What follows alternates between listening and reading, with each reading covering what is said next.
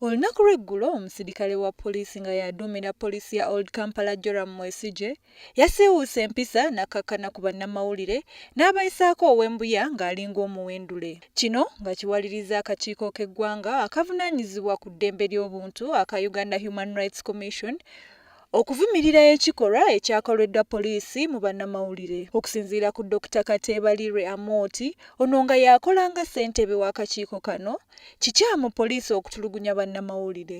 Tulimenyamuvu kubanga twalabye olunaku lwajjo abamu ku bapoliisi baffe ndowooza ba Old Kampala Police Station engeri gye baayisizaamu abakwata amawulire abaweereza amawulire ababadde bakwata amawulire nga poliisi erwanagana n'abantu ababadde bali mu kwekalakaasa.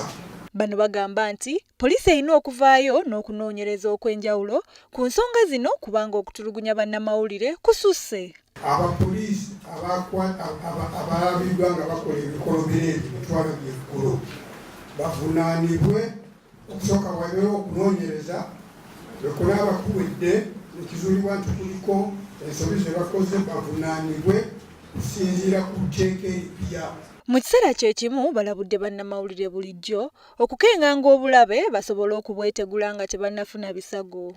Balabudde n'abasirikale ba poliisi okwewalira ddala okutulugunya abantu kubanga etteeka erikugira okutulugunya eryayisibwa mu 2013 terikyavunaana gavumenti wabula omuntu oyo yennyini eyeenyigidde mu kikolwa. Nakyanzi Hasfa, UHRC TV.